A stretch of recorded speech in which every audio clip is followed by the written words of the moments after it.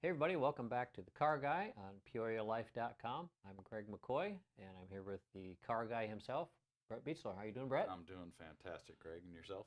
Always wonderful. Always wonderful. Always wonderful. So what are we going to talk about today? We're going to talk about something that is kind of on the headlines lately, and it's a Volkswagen diesel situation. Huh. I won't spend a huge amount of time on it, but we'll kind of talk about the philosophy behind it, what kind of drove them to do the quote-unquote cheating, and some information for customers or people out there that are watching this video that may have a Volkswagen diesel. And I'm sure they've been contacted by Volkswagen, but I just want people to know the dollars that are out there made available to them to try to correct this situation. So, but we'll start off. It started back in 2009 with the Volkswagen TDI, and it goes through models through 2015. Essentially, it was a situation of, and I was talking a little bit about this with Tim. Volkswagen got a little overzealous. The whole drive was they wanted to be the top vehicle sales company in the world. The way to supply that number of top vehicle sales was to push the diesel technology. And the diesel technology, we are starting in on it with our country, but not near like they are over in Europe and other countries around the world. Diesel technology is really, really big. I mean, we're talking 500,000 vehicles over here it affected, but 10.5 billion or million vehicles around the world. Yeah, you go into a lot of the European cities, and half the cars on the road. Yeah, it's an enormous amount of cars on the road. And I will say, one of the reasons they have so many more diesels over there than we do is we have a lot more stringent emission standards than Europe does. It doesn't mean what Europe is doing is wrong, because I tend to agree with Europe when it comes to that type of stance on emissions. Nobody's dying extraordinarily over there or anything like that. But we have much more higher stringent standards. And that's not necessarily a good thing. It adds actually dollars to the end user, and it restricts us from being able to purchase the amount of numbers of diesels. When you say restrictions, you're talking about emissions, Emissions. not mileage. Emissions, not mileage, yes, which indirectly affects mileage on vehicles, of course. But yeah, it was a situation of, the overview of this is essentially what Volkswagen was doing is they had some brilliant engineers that went into the computer statistical model of the engine. And they were able to actually to teach the vehicle to know when emissions testing was taking place or if the vehicle was on the open road. So it had the ability to flip the high emissions ratings that they were touting themselves in the market. They were able to flip those emissions rating onto the emissions testers, and then once the cars went off the dock and went into your hands and my hands, the emissions went back to what they shouldn't have been. Really? So it's definitely a system of they cheated the system. You know, a couple of the articles that I read. Go ahead, you got a question? The reason they did that was because of mileage?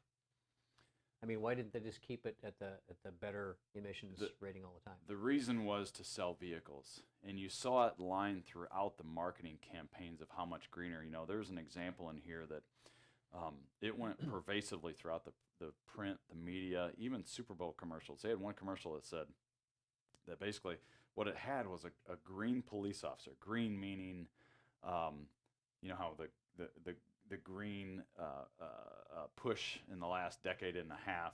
If you're green, that means you're an environmentally friendly company. So the green push was essentially the green police was standing there allowing the lines of cars through, and all these emissions cars are coming through, and they're checking them at the gate, and then the Volkswagen diesel came through and he said, "Oh, you're good." Basically what they were doing is saying how much cleaner they were than all the other cars. Right, I understand that. And of course, as you know, I owned one of these. I know. I know.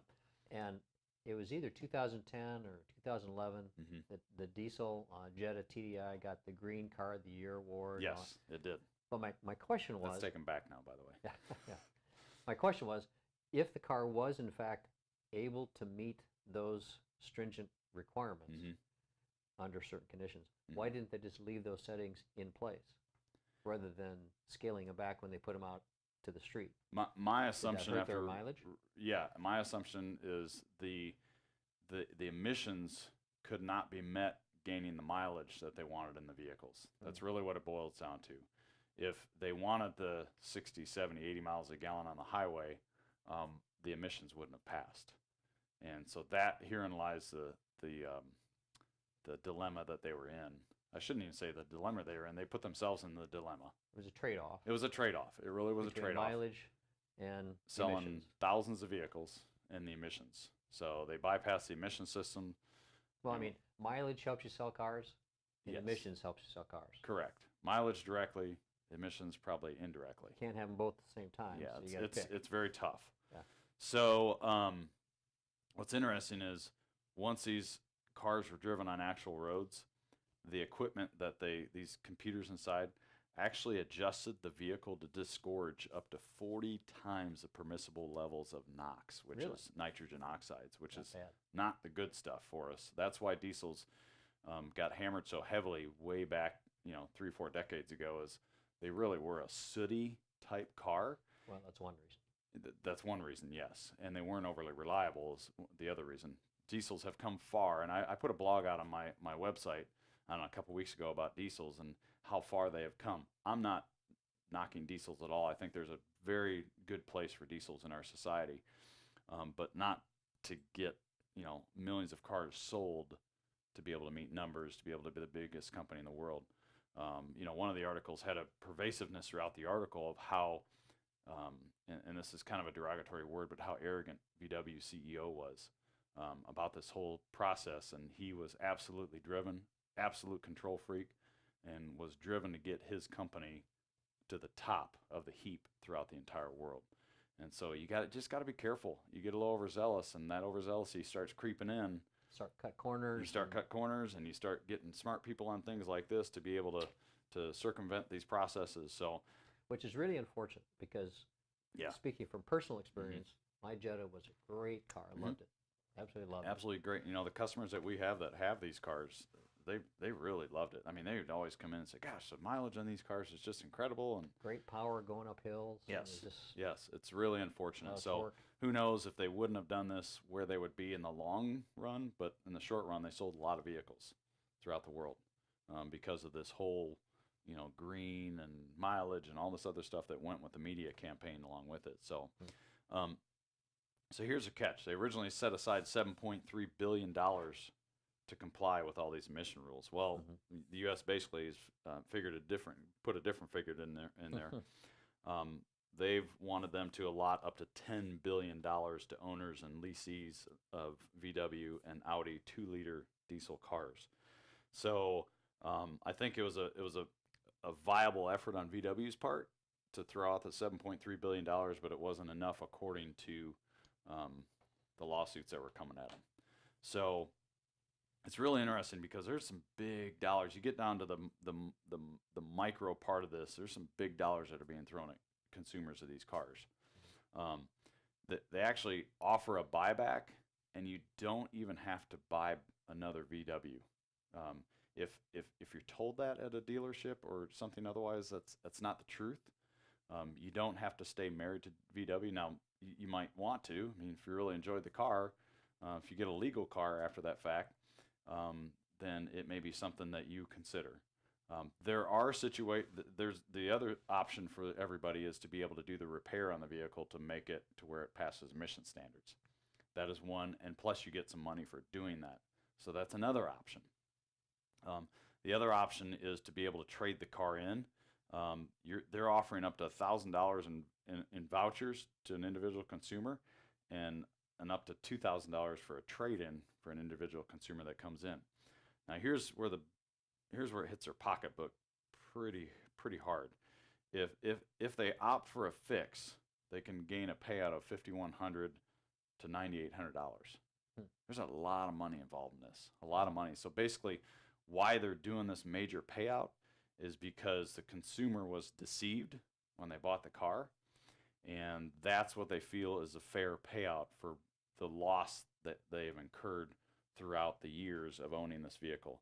All of these numbers depend on how many miles are on the car and how old it is. They have a calculation that goes into that. So There's a lot of money involved in this. A lot of money. You know, one of the things that VW has to pay in the U.S. alone is $2.7 billion for environmental mitigation. That's where the emissions comes in. That says this is the damage that went to the environment.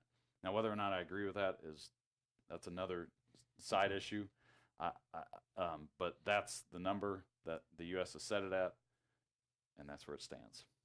So probably a drop in the bucket for VW, but still, they've still got to pay out this $2.7 billion. Still a lot of Still a lot of money. A lot of money. So with one of these cars that is covered by this, if you take it in and you have the adjustment made, so now it's a legal car, do you have any idea what effect that has on your mileage? If you were getting 45 miles a gallon before, right, you're now getting 40? Or? I did not see that in my research. I would imagine that number is out there. It's got to have an effect. It definitely has to have an effect. So, I just don't know the answer to that. It would be an interesting answer. I'm sure it affects it 3, 4, 5 miles a gallon. There's no doubt it has an effect. You're correct on that. So, the other payout was $2 billion for clean emissions infrastructure is what the government called it. Okay, so again, we're up to $4.7 billion and not going to the consumer. It's going to mitigation and litigation in the environmental world of our country. So in June of 2016, Volkswagen, I keep saying VW, Volkswagen agreed to pay $15.3 billion to U.S. public and private parties. I don't know about you, but that's a lot of money. That's a lot of money for a mistake that they intentionally made. You know, one of the comments I saw in the article was, there's not a whodunit situation. They know exactly what they did. They know exactly what they did wrong. This is a calculated risk that they took. They gambled and they lost. Now, I won't say they gambled and lost, but they gambled and won for 6 years, from 2009 to 2015. But they ultimately got caught. I just want folks to know out there that there is a payout. I'm sure that most, if not all, folks are aware of it. It obviously made headlines for months. It's an unfortunate good thing in a bad sort of way. It's not a U.S. company, but at the same time, it still affects the overall atmosphere of cars and the perception of people have of companies out there. And, oh, goodness, is everybody going to try to cheat us? Because that's essentially what went on. We were deceived, and consumers were deceived.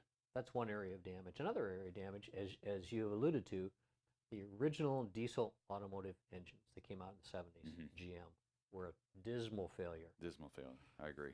For a lot of reasons. And that's the perception that many American consumers were left with for diesel engines in automotive, in cars, right. trucks.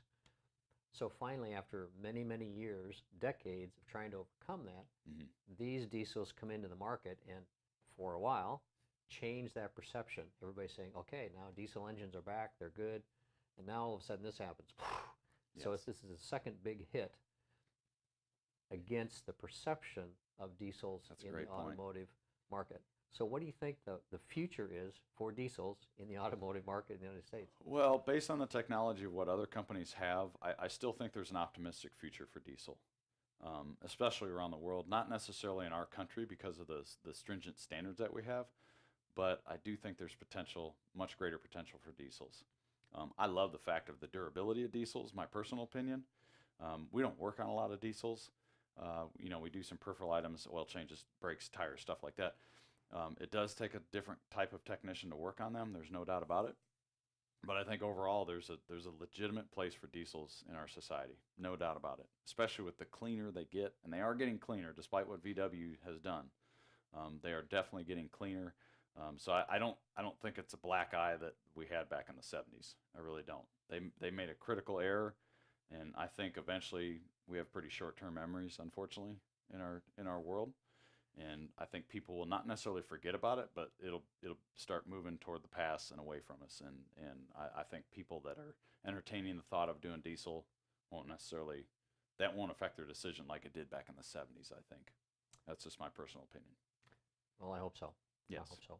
Another question maybe for another time is, why is it that diesel fuel prices don't vary nearly as much as gas prices?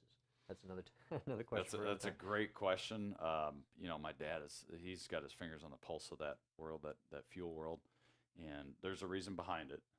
I don't know the reason, And it's funny as they've been much higher for years, and Mhm. they're becoming much more competitive. But I know there's a legitimate reason for it. So And it'll come great to us question. sometime. Yes, great question though. All right. Well, it looks like we have used up our time for today. So thanks everybody for joining us on the Car Guy, PeoriaLife.com. We'll see you next time.